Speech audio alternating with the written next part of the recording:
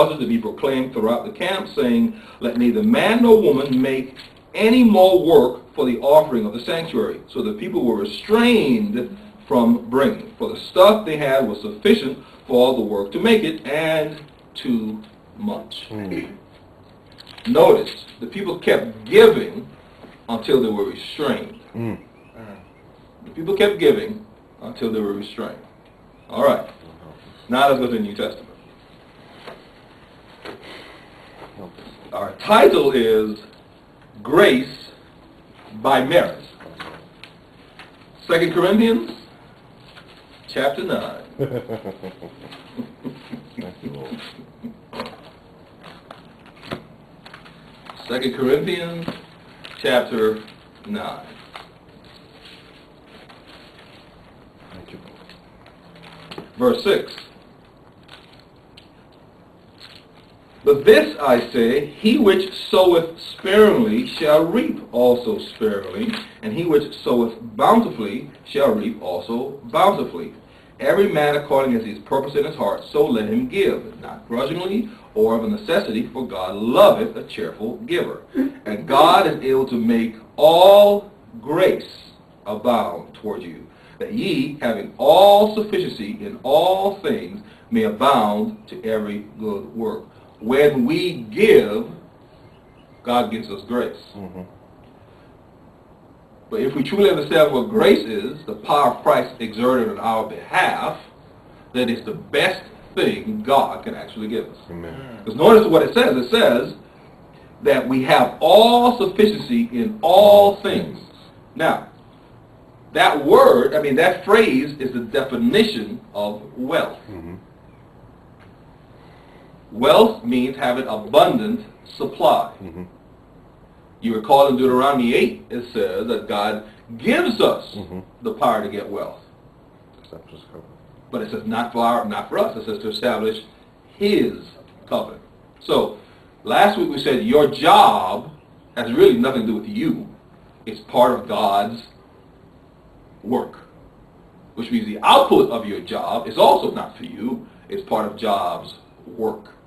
So then, if that's a true statement, as it is, you should ask yourself, well, if this is God's money, how does God want me to spend it?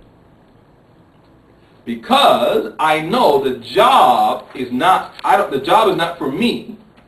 It's part of the system. It's just part of the system. The mosquito goes about doing what the mosquito does. It doesn't work extra hard for something different. It just lives. The flowers just live, doing their part, being beautiful. We keep taking ourselves out of the system. So if it's God's job, that means it's God's money. Your promotion is not based on your boss, it's based on God. Psalm 75, the promotion comes from God. The question is, how does God want us to spend the money?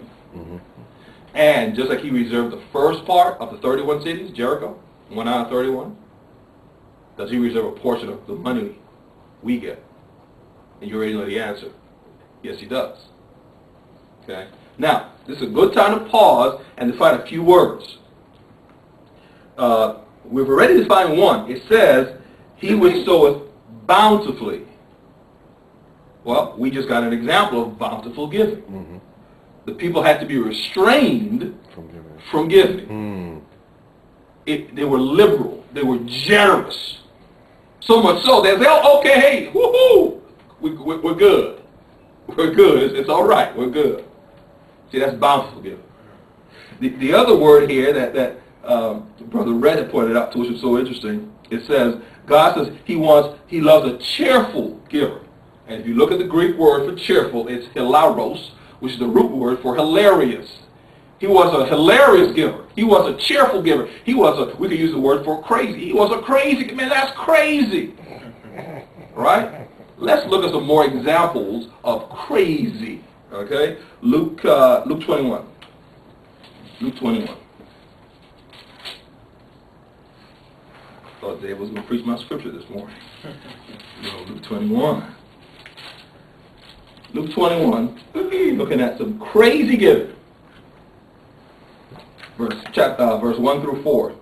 And he looked up and saw the rich men casting their gifts into the treasury. And he saw also a certain poor widow casting in thither 2 mites.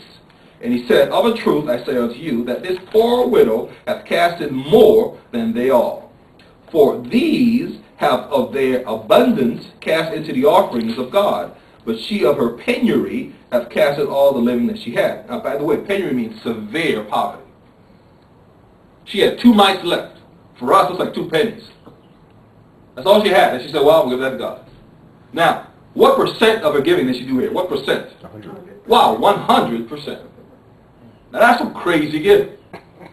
That's bountiful giving. That's liberal. She gave 100%. But let's look at another example. Lord have mercy. Mark 14.